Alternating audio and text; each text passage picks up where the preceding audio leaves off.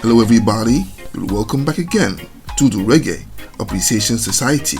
When we do a roll call of the pioneer generation of dancehall DJs that introduced toasting as a musical art form, we often mention familiar household names, but in what I call an almost criminal omission, the subject of today's video rarely ever gets a shout out.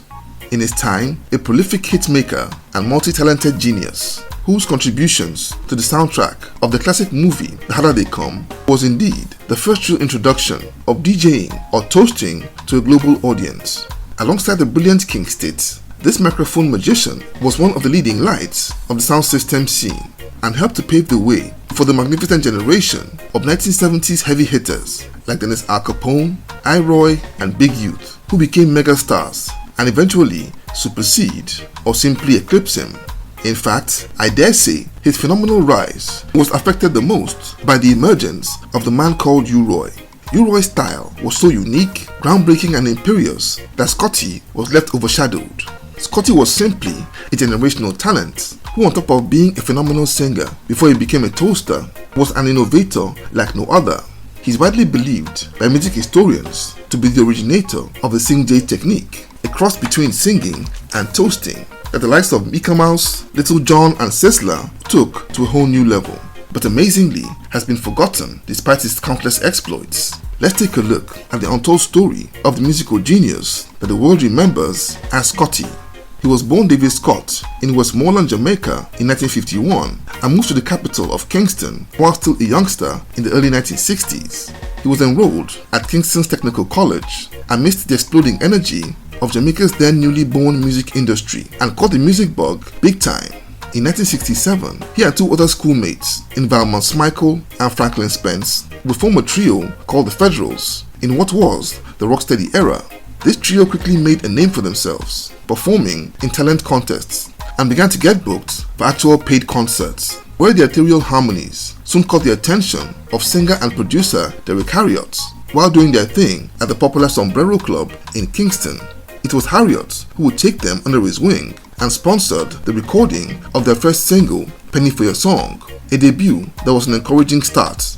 After putting out a couple of singles that failed to chart, the Federals suffered a setback when Valmont Smikle moved to America in 1969, leading to the breakup of the trio. However, Scotty and Franklin reunited and added singers Noel Brown and Richard McDonald to form a quartet called the Chosen Few.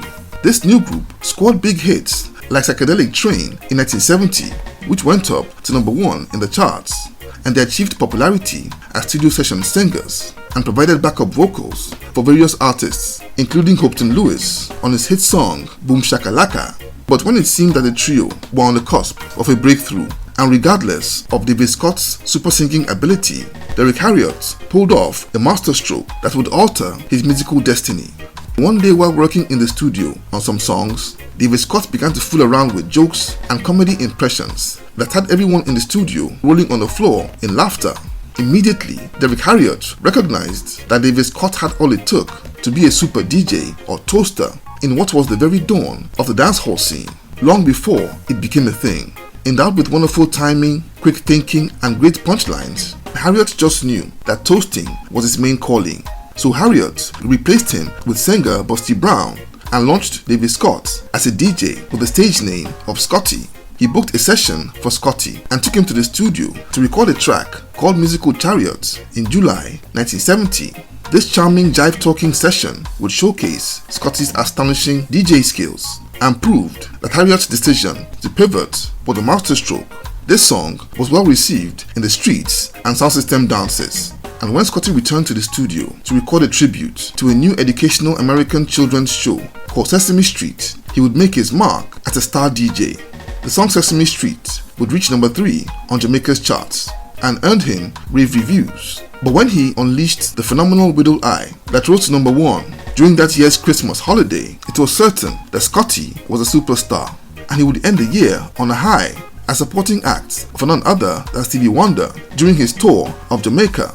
1971 would effectively become the year of Scotty as he bagged hit after hit right up into 1972, when he again bagged mega smash singles like Draw Your Breaks and Children, as well as his debut album School Days.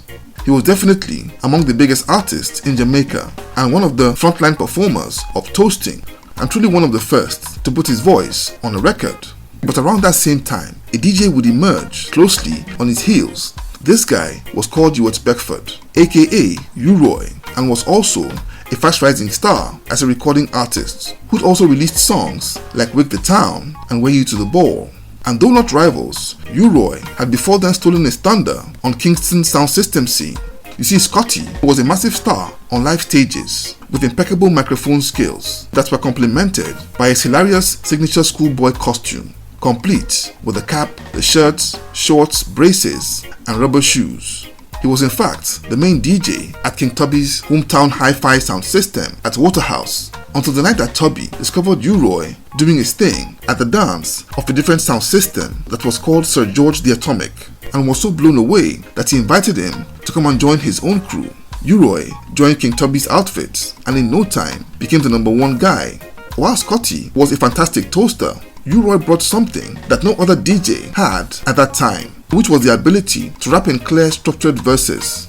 And in no time, it would make him the #1 DJ on the entire island. But that notwithstanding, Scotty was something else, and with his foundation as a singer, would incorporate a hybrid technique that was in between singing and rapping that eventually became known as the Singjay style.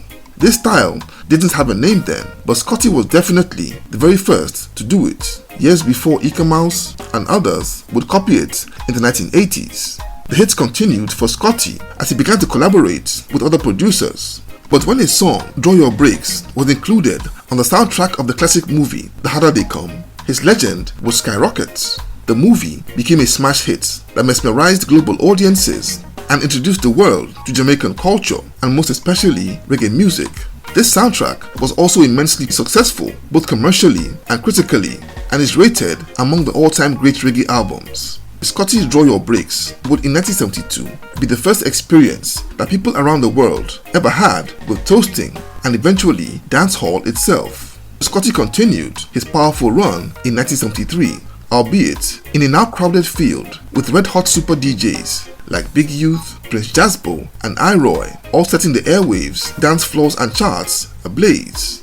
I'm not certain why, but in 1974, Scotty decided to emigrate to America and settled in Florida.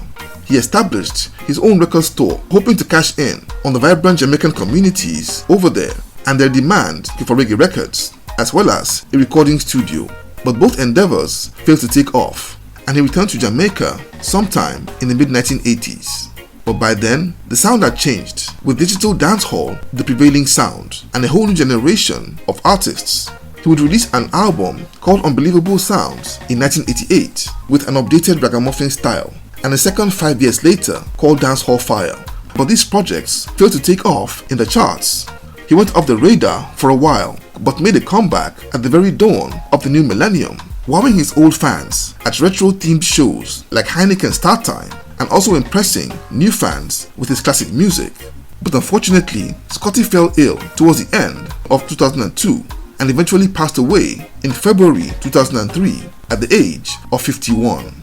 The great Scotty may today not always be listed every time a roll call of the greatest dancehall DJs is done, but one thing is for certain, his place is secure as one of the pioneers of the amazing art of toasting, and among those who would make it a distinct subgenre of reggae of its own.